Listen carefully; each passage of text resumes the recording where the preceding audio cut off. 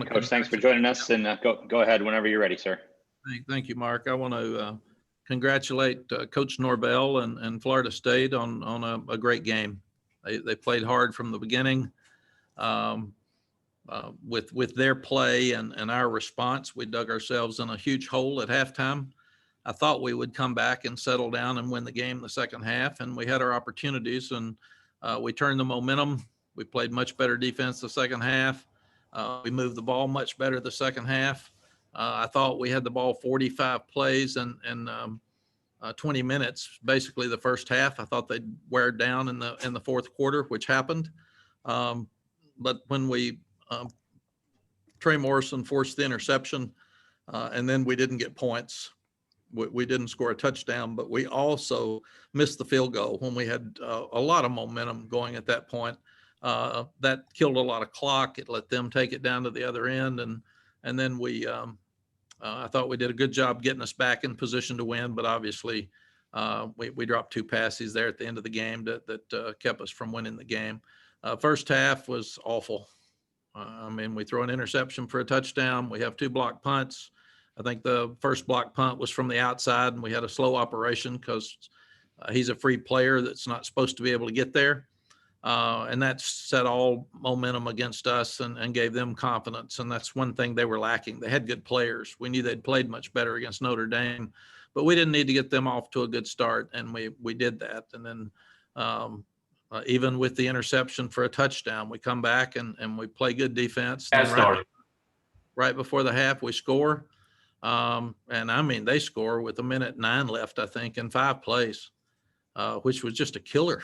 Again, I thought, good, we've got it down back to 21. We'll be able to get an easier second half. We'll do better. So when you'll ask me what happened, I don't know. If I knew, I would have stopped it. But obviously, we weren't ready to handle the surge that they had in the first half, and then the kids settled down. I've never been prouder of a group to come back and play like they did in the second half. And Coach Royal at Texas always told me, when your team plays like that, they didn't lose the game. They ran out of time because they obviously dominated the second half. They were just in some trouble after the first half. Questions? Okay. Thanks, Coach. We will begin with CL Brown. CL, go ahead.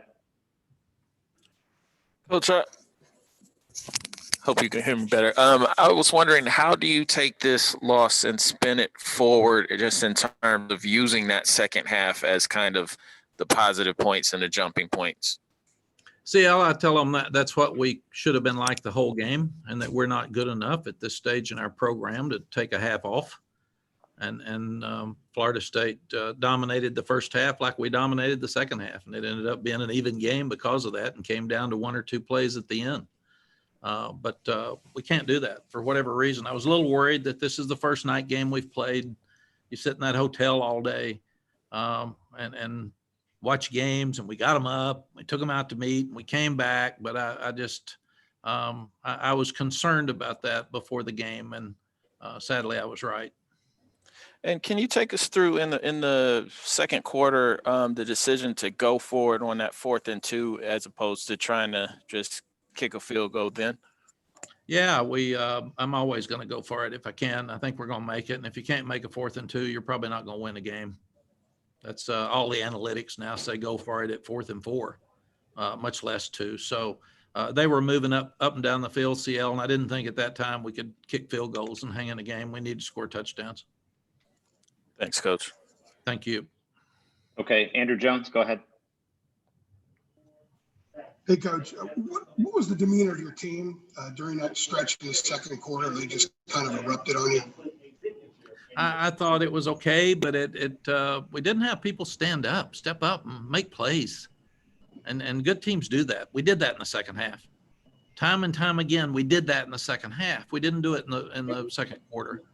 And that's when the game got out of control. And I like I said, I told them at halftime it was going to be maybe the largest comeback in North Carolina history. And I really felt that. And we're a play or 2 away from making that happen. Also, FSU came in with just 3 sacks in the season. I think they got to Sam 4 times tonight and had a lot of pressure, especially in that fourth quarter. What was wrong with the pass protection in that stretch? Well, when we're one-dimensional, have to throw it every time. We're not great at pass protection. We know that. That's why we run the ball so much and have play action. And they've got very talented players, and they were blitzing some, and they knew they couldn't cover us, so they had to try to get Sam off his rhythm. So, but that's when we get one-dimensional against really good athletes, we're not as good. Thank you. Thank you. Kira Luck, go ahead, Kira. Hey, Coach. During the second half, you said that, or excuse me, at halftime, you said that the second half you would find this team's identity. What did you conclude in the second half as far as who this team is? They're great young people that have a tremendous amount of pride, and they were down at halftime, and a lot of teams at that point would have given up and just quit and gotten frustrated and started calling out each other. And nobody on that sideline was like that in the second half. Nobody was that way at halftime. Our coaches picked them up. Our players picked each other up, and they had a very positive attitude the second half. And that's who this team is. So we'll go back to work because we got an important game with State next week. All right, Gregory Hall, go ahead. Mack, what was Florida State doing that was making it so difficult to bring down Jordan Travis on those scrambles that he had? I think, Greg, everybody has had trouble with him. He's a really good runner. He's a big kid. He can run. We knew that. Lonnie had him at Louisville, and Lonnie told us he was a really good runner. And we just played better defense in the second half. And what do you guys need to do on special teams moving forward? Obviously, that blocked punt early in the game was a big deal. What do you see with special teams moving forward? Fix the one or two mistakes we're making a week. It'd been one. Today it was two. One player didn't do a good job. We have to either teach him better or change him.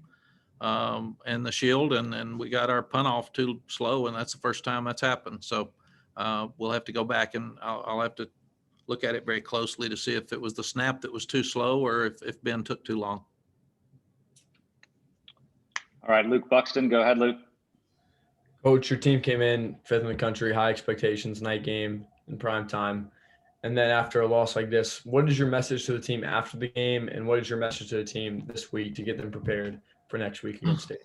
Luke, my message was that I apologize to them because obviously I didn't have us into it as early as we needed to. They took the punch to us, and we needed to jump on them. They were a team that wasn't playing with great confidence, and that was our advantage. They've got really good players, and we didn't do that, and that's on me. That's the head coach's responsibility. And then I bragged on them for the second half because I challenged them at halftime and said, you are what you're going to play like the second half as a team and the rest of the year, and they played as hard as they could possibly play the second half. Didn't play great all the time, but they played hard. So I'm really proud of the way they hung in there and came back. That's the second half is the team we want to be. In fact, that's the best we've probably played as a team all year in the second half, and as poorly as we've played together in the first half. Thanks, Coach. Thank you. All right, last one for Coach. Greg Barnes, go ahead, Greg.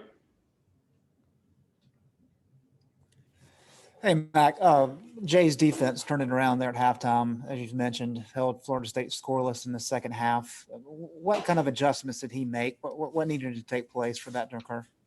Greg, we're not rushing the passer very well. We're not forcing turnovers very well. That's been something it's been obvious throughout the year and could jump up and bite us, and it did tonight.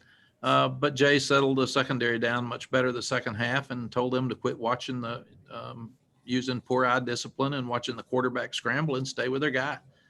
And that's all we did. And it was much better the second half. Thank you. Thank you.